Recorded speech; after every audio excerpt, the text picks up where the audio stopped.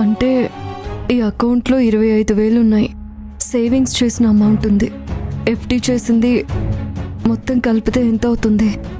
ఒకసారి ఫోన్లో కౌంట్ చేస్తాను.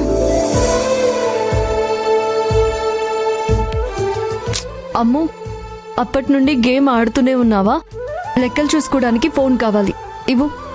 ఆగత్తా, ఇదే లాస్ట్ గేమ్. ఈ గేమ్లో గెలిస్తే బోల్డని గోల్డ్ కాయిన్స్ వస్తాయి. నువ్వు నిఖిలత క్యాల్కులేటర్ తీసుకో. చిన్నపిల్లలు ఇంతసేపు స్క్రీన్ చూడకూడదు. ముద్దు ముద్దుగా ఉన్న గోలీ లాంటి కళ్ళకి అద్దాలు పెట్టాల్సి వస్తుంది. మనం ఆడుకునే గోళీలు కూడా అంతే కదా, ఒకసారి పగిలిపోయిన తర్వాత తిరిగి అంటించలేం కదా. అలాగే నీ కళ్ళు కూడా ఒకసారి సైట్ వస్తే తర్వాత సరిచేయలేము. ఆ ఫోన్ ఇవ్వు. గోళీలకి ఫెవిస్టిక్ వేస్తే సరిపోతుంది కదా. అయితే నీ నోటికి కూడా ఫెవిస్టిక్ వేయాలన్నమాట. ఫోన్ ఇలా ఇవ్వు. నేను ఇవ్వను. అమ్మో, ఇప్పుడే కదా టిఫిన్ చేసావు. ఇలా పరిగెడితే త్వరగా అరిగిపోయి మళ్ళీ ఆకలేస్తుంది. ఫోన్ ఇవ్వమ్ము. ఏం పర్వాలేదు అత్తయ్య, నానమ్మ మళ్ళీ ఏదైనా రుచికరమైన వంట చేస్తుంది.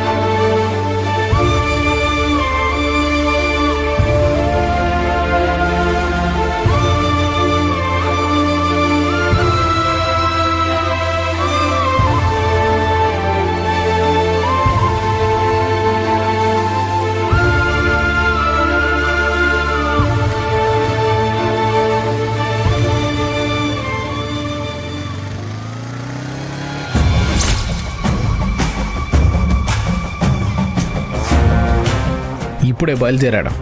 ఇంకో 15 నిమిషాల్లో టార్గెట్ చేసిన ప్లేస్కి వస్తాడు. రెడీగా ఉండండి. ఇక్కడ వాడికి ఏ డౌట్ రాలేదు. నేను వచ్చేంత వరకు ఏ డౌట్ రాకుండా మేనేజ్ చేయండి. నేను వస్తున్నాను. ఓకే అన్న.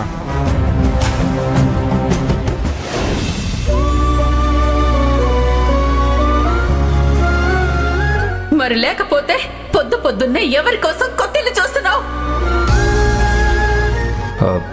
లక్ష్మి వాళ్ళ ఇంటి మేడ మీద 2nd ఫ్లోర్ వేస్తున్నారు. దానికి రిఫరెన్స్ కోసం అని చెప్పి మా ఫ్రెండ్ వాళ్ళ ఇల్లు ఉందంటే అది చూడడానికి వెళ్ళాం. నా ప్రేమ కోసం కన్న తల్లిని మోసం చేస్తున్నాను. అయినా లక్ష్మి పట్టించుకోవట్లేదు. ఇంకా ఎన్ని అబద్ధాలు చెప్పాల్సి వస్తుందో, లక్ష్మికి ఎన్ని రోజులు దూరంగా ఉండాల్సి వస్తుందో.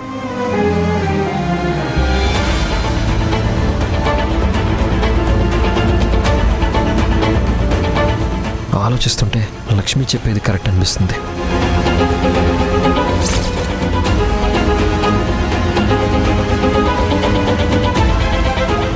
ఒక నిజం దాచడానికి 100 అబద్ధాలు ఆడాల్సి వస్తుంది. ప్రతి క్షణం భయపడుతూనే ఉండాలి. నా లైఫ్లో ఒకే అబద్ధం సంతోషం ఇస్తుంది అనుకుంటే లైఫ్ అంతా గుర్తుండిపోయేలా బాధ పెడుతుంది.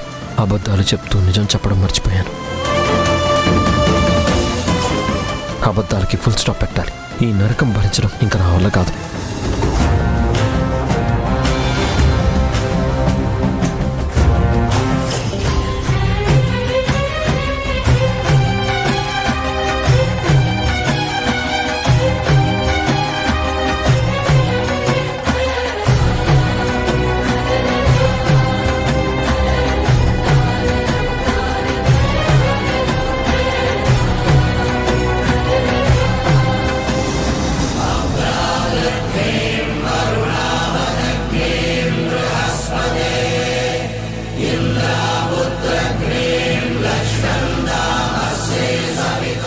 అత్తయ్య, నన్ను పట్టుకోవడానికి ఏదైనా ప్లాన్ వేస్తున్నావా?